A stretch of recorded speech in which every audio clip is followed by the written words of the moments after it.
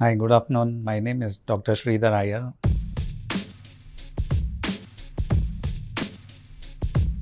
My name is Dr. Benjamin Goh.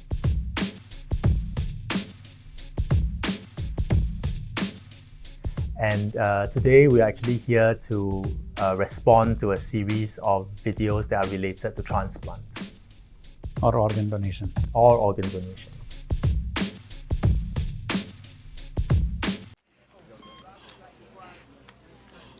Pupils are fixed. No. We lost.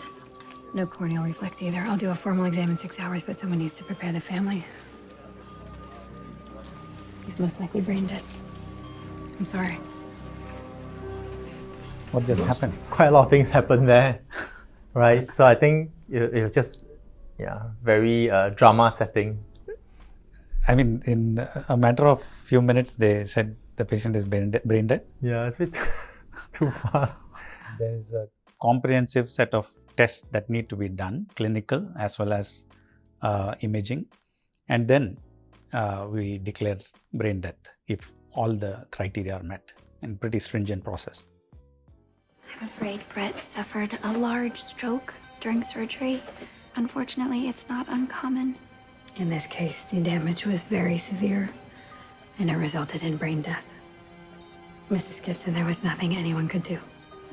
But his hand is still warm in mine.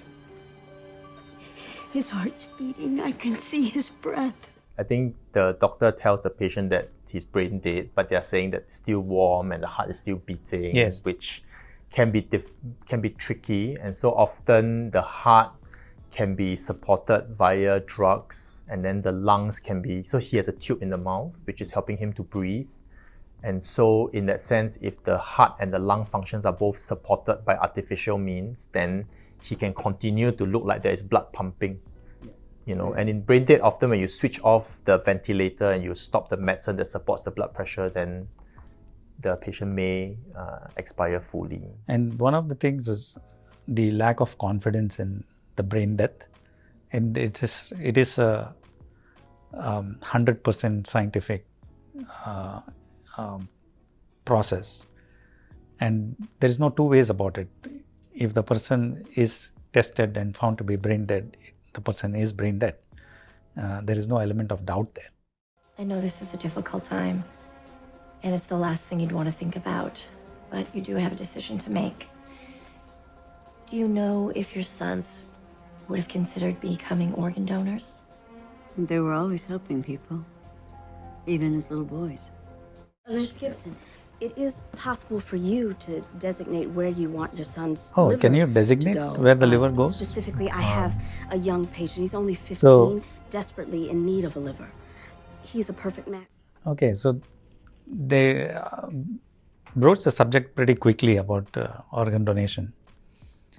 And then now they're asking whether she can direct where the organ can go to. Yeah. So I think this doctor is the physician of the brain dead patient, and she's talking about general organ donation to the pool. And then I think this other doctor came in as an interruption to ask for a named. Yeah, so generally we go by waiting list, and there's a national waiting list, and the priority is based on a score called MELD score. The higher the MELD score, the higher the priority. And it is a blood group matched system. Of course, there's a priority list for people who need urgent liver transplant. But it is unusual to, or it is not appropriate to point out and say, this one needs an organ. And Yeah, I think, but based on what you have said, plus the tension in this drama, it actually does reflect real life where we are really short on organs. Yeah. And there are more people on the waiting list waiting for organs than there are donors. Yes. And so, there's always a fight for that scarce resource. This is a list of 100 people who all got second chances today because of your sons. Now, they won't know who to thank, so I would like to say thank you. They were good boys. 100 people? No. So, one donor can donate a liver. Liver can sometimes be split to two recipients. Yeah. So that can be two. Then two kidneys. So two more people, 4. Heart and lungs. 1, 5. Then lungs, 7. Yeah. 7. Corneas. 2 more. Yeah. Usually in a single Pancreas. digit, sub 10. So yeah, it's many people, but not 100. Not hundreds. So that's single that's, digit, I would say. But it's still a lot of lives yes, touched. a lot of lives saved, a lot of lives Probably touched, not 100. Yeah. But I think for dramatic effect, they must have said 100. Yeah. Last 3, male 20, that's end-stage liver disease, scheduled to receive a transplant today after waiting, 3 years. 3 years. Donor liver arrives at 16:30. How long is the wait time for Singapore for liver? It's very variable, but on an average, about 6 months or so. Can people for liver transplant wait for 3 years? Yes, depends on which condition. So there are people who are on the waiting list for quite long. People with PBC, metabolic conditions. There are, of course, people with cancers who may drop out of the list, or people with very sick due to liver disease who may progress and not get an organ and pass away. So usually the dropouts vary from about 10 to 15% in the liver transplant waiting list in Singapore. The kidney transplant waiting list is surprisingly a lot longer. Yeah. 7 to 10 years on average that they wait for. And so Singapore's numbers are really high in the sense that they really wait for a long time for organs. And when I was working in the UK, they were on average 2 to 3 years they would get a transplant. Yes. So we're really short on donors, and so 3 years for kidneys would be an overseas number. Yeah. But in Singapore, the average would be about 7 to 10 years. Yes. This girl is in immediate need. If she doesn't get a liver, it's very dire. How long do you think she has? Well, without a transplant, her doctors don't You think. might not make it through the night. The poor lamb. Wait, so she's gonna get mom's liver? That's not fair. No, Samantha, shush. Let her finish. It's your decision. Yeah, it's my decision. Yeah.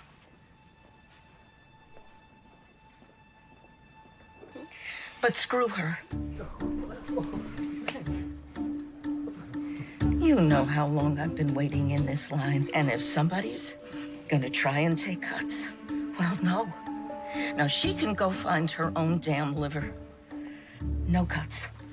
Granny's gonna get a liver today. Wow. Oh, that's amazing. That can only happen in movies. Yeah. I was just going to say it's so difficult to say no. Yes. Then she said no. Yeah.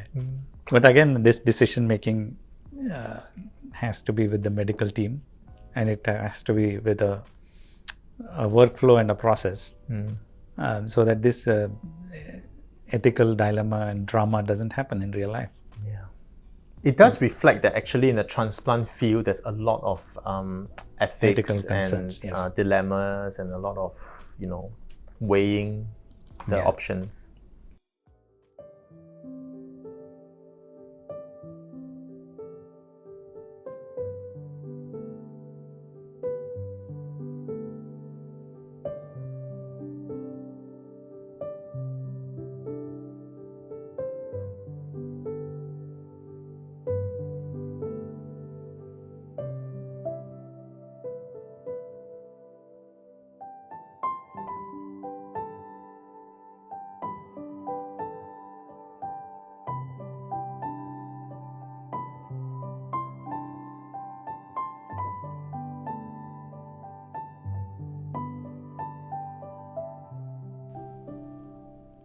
Yeah, I can see why these dramas are so popular.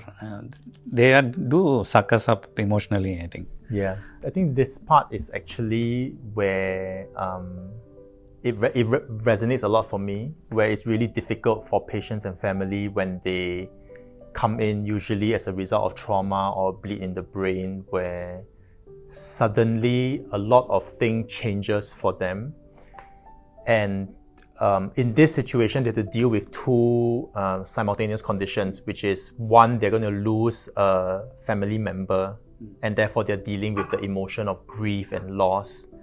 And yet, on the other hand, they have to be sort of educated and given information about transplant. It's a emotionally charged atmosphere. The next of kin has passed on. They are grappling emotionally with the situation, and the majority of the times it's the emotional struggle for them. And on top of it, one more element of organ donation, it's a bit too much for them to make that decision, especially when they are not sure what their next of kin wanted when that person was alive. So this shouldn't be a decision making that has to happen at the spur of the moment. And we are not thinking about, digging a well when you're thirsty, right? In our society in Singapore, we have very little content that is locally generated that educates the public about organ transplant. And these dramas are probably as good a resource as they get to knowing more about transplant. Yes. And actually, as we see, quite a lot of them are inaccurate. Once you watch more of this, actually it's harder to clear the misconceptions. And sometimes when patients watch and families watch this, actually they may say no to transplant. Yes. Without really understanding what they are saying no to.